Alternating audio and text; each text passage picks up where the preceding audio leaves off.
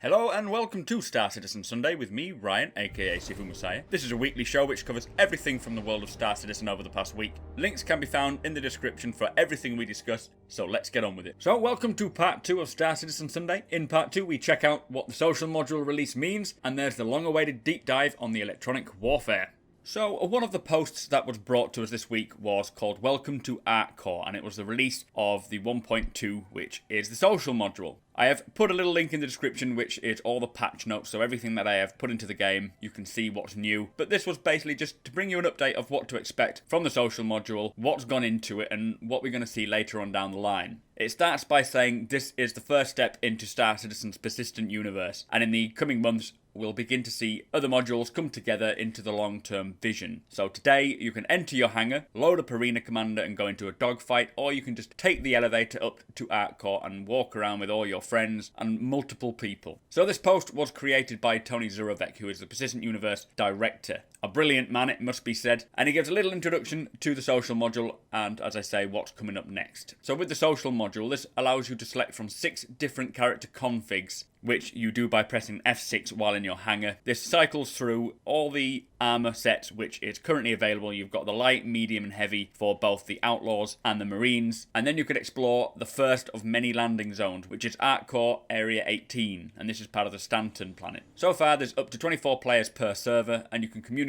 via text chat system and using a number of emotes. Also, augmented reality displays allows you to see additional information about objects around the map, specifically places like Cubby Blast where you can see information about the weapons, and the Medic Center where you can see the information about all the different medicine and medical appliances. Now there are 3 primary reasons for the social module's existence. The first being that they wanted to open up a bit more for the community so we can get a sense of the cities and interact with real players. Second is they want this to serve as a testing ground for many fundamental technologies. They will be gathering information on a number of fronts, networking backend in particular. Also the GIM, or the General Instance Manager, and low latency network functionality. Before, 15 players would bottleneck a server, now 25 is pretty much a non-issue. They did say that there's still much to be done to optimize, so in the not too distant future, they will be testing greater player counts. But the third reason why they brought this to us is because they intend this to serve as the basic foundation upon which new pieces of the Persistent Universe will be unveiled, so it all starts here. So in terms of future plans, the Persistent Universe will be moving to a more frequent release schedule. They'll routinely be putting new functionality into our hands, and this will no doubt bring up issues as there are many underlying systems which will be tested with each new release, so it won't be plain sailing. This does mean that we will likely see basic functionality first to ensure that the systems are working rather than what the final product will represent. So they will be doing a lot of tests. It won't represent exactly what the Persistent Universe will be like because it needs to be fine-tuned and all the bugs need to be quashed. The main development branch or build is called Game Dev, and Star Marine was referred to as 1.2.0. However, with the delay of the Star Marine, the social module was pushed out first, and this has now become 1.2.0. These 2 builds are actually currently being brought together, and once complete, updates to the social module will bring access to code which was developed earlier in the year in the Game Dev stream, so once it's merged we'll get a lot more functionality to play with. Many of these updates will actually be graphical and spatial partitioning optimizations, which they say should make Area 18 look and run a bit better, which is excellent news. We can all do with better frame rate in Star Citizen. So he wanted to speak about persistence, and the next major milestone is this persistence. This will basically enable objects to retain state. So shared hangars will come online and allow you to invite players back to your personal hangars. Eventually you'll be able to head out into space as a group. The Kasaba clothing outlet in Area 18 will open and you can then purchase clothes. Plus you'll see more visual updates to the cities. The Million Mile High Club members, which I think if you spent so much you became a member, will gain access to private lounges and again invite their own friends. Additional emotes will be unveiled. Chat, they say, will be dramatically enhanced with private conversations, the ability to ignore players and a robust user interface. The max player count will actually rise too. The goal, they say, is to have at least 40 players in one instance. Plus lots more under the hood, which will really help improve the game. So it's possible that the persistence update will come in 2 releases. Once back into the game dev stream, they'll be able to improve upon some basic features of the social module. They will want to get that out as soon as possible. So shops and shopping. Following persistence, shops and shopping will be released. Persistence is something that is needed for this whole gameplay mechanic of being able to buy items and hold them or keep them. Allowing items to be purchased in Area 18, like clothing, so you can customize your character. This will also show how augmented reality works, the Mobiglass interface works, product delivery options, and how things like the medical scanner and healing apparatus in the hospital function. All this will take time, but it'll come. They also want to ensure that things like product selection, pricing, quantities available are all connected to the back-end systems. They also said expect to see a few surprises in regards to the type of things you can purchase and use in Area 18 with this release, so that is going to be an exciting time. So the next system is called Subsumption. This will be the next major update, it says. It will allow them to construct environments filled with intelligent NPCs going about their business. It also says that with the major update, it will also deliver a new environment, which is the Nyx system, and if I've timed it right, the Nyx landing demo will be playing now, and this is just, I really cannot wait to get into this Delmar, is it, or Delamar landing zone, the pirate area in Nyx. It does look fantastic. Now they said that Final Frontier will follow and enable you and your friends to accept some simple missions while planetside and then head into space and accomplish them. I can only assume it'll be much like what we saw in the Gamescom multi-crew demo. Quantum will unveil the full-blown solar system navigation map and allow access to any part of the current system, including the 3 other Stanton systems, which is Hurston, Microtech and Crusader. You say that's the basic roadmap. I can only assume it's in that order, but with them saying Subsumption will be the next major update, does that mean that we'll get Nyx quite early on? I don't know, but they say more detail on these updates will come as they get closer. Also, they say that in between major releases, it's possible we'll see some smaller revisions from things and bugs that they have found that they want to just alter.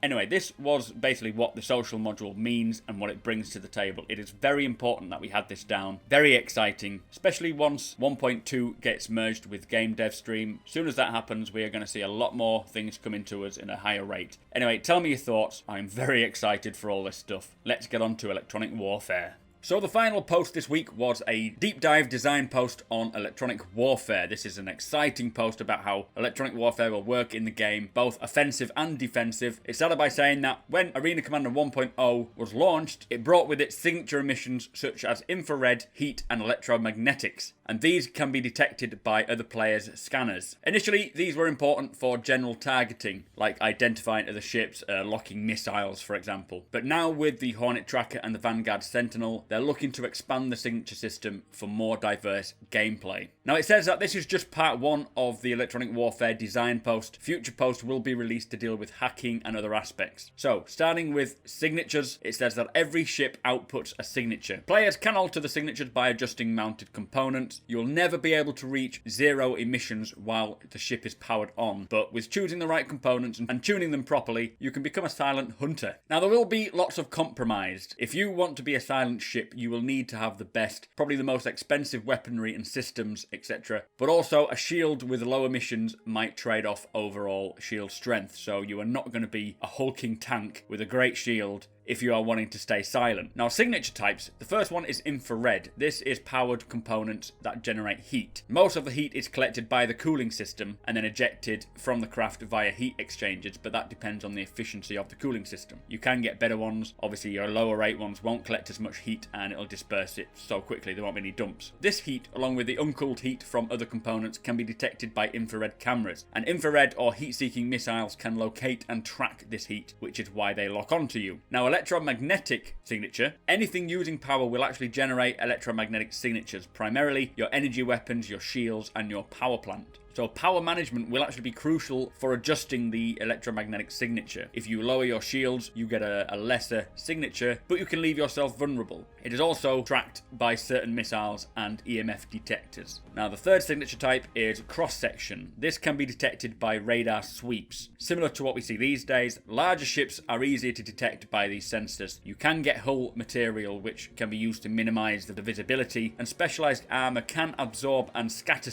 radar signals, but with a loss of overall armor protection or maybe maneuverability. So up next is the unique ship signature. Now this is a one-of-a-kind ship identifier. Like we get in vehicles now, it's like an ID number. A ship's transponder will broadcast these reg tags, letting others know the pilot's registry info. Now players can actually tamper with them if they want to display a false ID, which will only be for a limited time, but it says you will need to find someone with the skills to do this. And obviously this will actually be illegal. The UEE mandates that all ships must maintain a minimum signature of each type while in UEE space for public safety. It's similar to using your headlights at night. You have to do it, it's by law. And anyone caught masking will invite suspicion from the local law. Although they will need to spot you first, so if you're doing it well and you're hiding yourself, then they won't see you at all. So each signature type does have swings and roundabouts, and it does sound like it is all going to be about compromise, you know, what you want to use, what compared to what you're actually hoping for. So radar, which is object detection and scanning. Scanning is the tracking or gathering of information based on the three signature outputs. The radar system uses infrared and electromagnetics or radio waves to determine the range, the angle and velocity. Standard mode is omnidirectional, but with the right equipment you can change the focus to increase transmission power but reduce the area of scanning. The environment will also play a role, so for example solar radiation from nearby stars could wreak havoc on the results.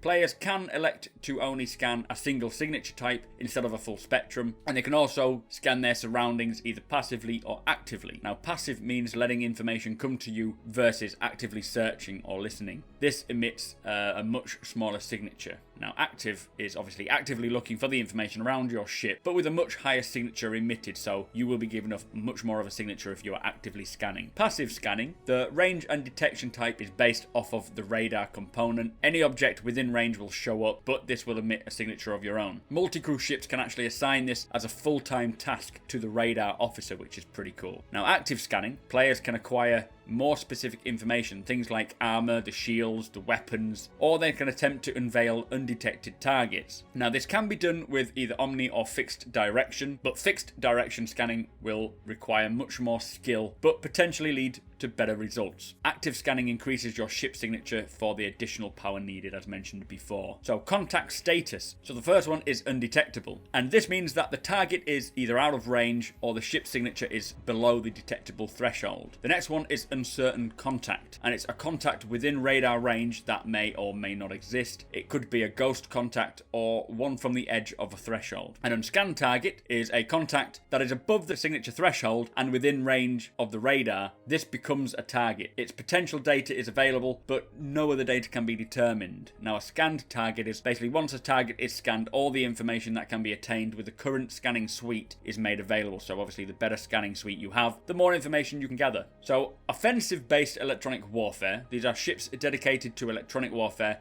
and they'll have an additional toy chest of offensive abilities, so things like the Hornet Tracker or the Herald. So weapon-based offensive is ship-to-ship disruption tactics focused on exploiting weaknesses in the target's defenses. Now this can be done through specially designed guns or through other systems like EMP, which is an instant disruption of the enemy. The target's power pipe is overloaded and forces the ship computer system to restart. The more severe the hit, the longer it will be down before it can auto-boot. So data spike missiles. A data spike will allow a pilot to establish a direct link into the target's computer and allowing you to attempt to shut down critical systems like propulsion, weapons, shields and cooling. This will help when capturing through boarding or other ship-to-ship disruption with aggressive avionic modules and hacking arrays. That sounds pretty cool. So distortion. This disrupts a target's power flow to all components and will temporarily reduce power plant's max output. Power plants will eventually flush the distortion, but repeated hits in a short time can completely overload the system and halt power flow to components. So signal intercept, the most passive form of electronic warfare, is the basics of interfering with a target's communications or scanning systems. This includes tracking target signatures, intercepting, rerouting, scrambling outbound communications, or causing interference to a radar and scanning system. And then there's special equipment, which includes things like ship-mounted antennae systems and custom avionics modules to aid in storage, decryption, and encryption of transmissions in local space. So defense-based electronic warfare. This is to stay safe from incoming hacking and electronic warfare attacks. Pilots will need to outfit their ships and flight suits, it says, which I did not realize we could use,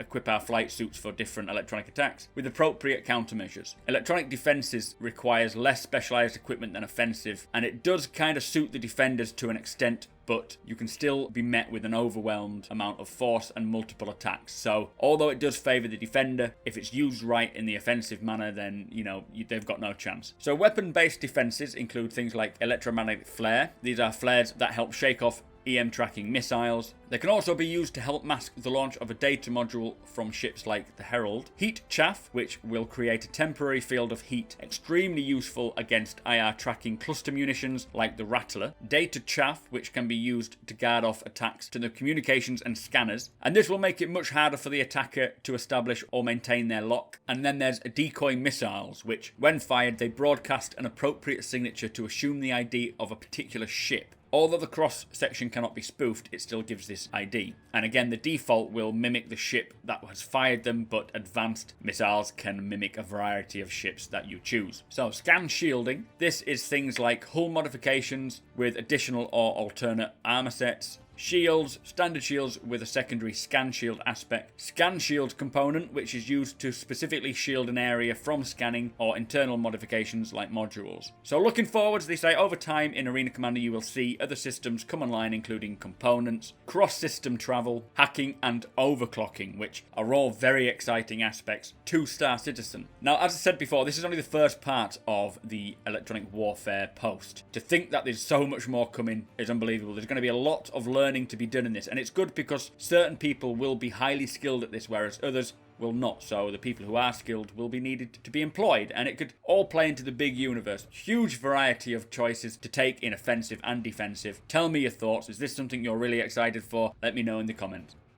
In Meet the Devs this week, James Pugh sat down with Jeremiah Lee, who is the character concept artist. There was a new Congress Now post titled AD8-4329, quite catchy, hearing, of which I am yet to read. Bug Smashers Episode 9 is out. There's a link in the description. We also had a post letting us know what to expect from Star Citizen at DragonCon. If you are going, I highly recommend reading it. There will be Ben and the two Davids, I think the two Davids, heading up there. The final post this week brings us all of Star Citizen's social media sites, like Twitter and Facebook, and they even have an Instagram. Click the link below if you would like to learn more. Okay, so on a final note, we have affiliated with Razer, as we feel they make excellent gaming products, and if you want to help our channel out, plus buy amazing hardware, use the link in our description, and we'll get a little kickback every time a product is bought. So yet again, we have come to the end of the show. I just want to say a big thank you to all our subscribers, and a massive thank you to all our patrons. You are truly helping our channel grow. If you are interested or able to help us out in way of a monthly donation from as little as $1 to any amount you deem fit, check out our Patreon page in the description. This really helps our channel to create more videos, better quality videos, and it allows us to get better hardware, better software, plus it allows us to spend more time on creating the videos. Don't forget to subscribe, comment if you have anything to say, show me the love by hitting the like button, and share it with all your friends and enemies. Thank you for watching, and I shall see you in next week's show.